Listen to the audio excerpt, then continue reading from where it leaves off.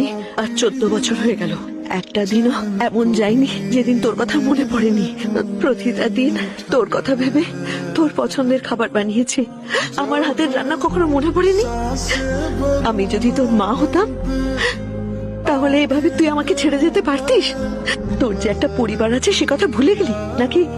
ভেবেছিস যে আমরা সবাই মরে গেছি? আরে কি বৌমা, বৌদিকে কাঁদতে দাও কাকা। মা হলে থাপ্পড় মেরে জিজ্ঞেস করতো বৌদি কি মায়ের থেকে কম নাকি, তাই একটু রেগে কথা বলছে। আমাদের ছেড়ে কেন তুই চলে গেছিলি? ছোটবেলায় এত বুদ্ধি ছিল না। আমার চোখে শুধু সফলতার স্বপ্ন ছিল।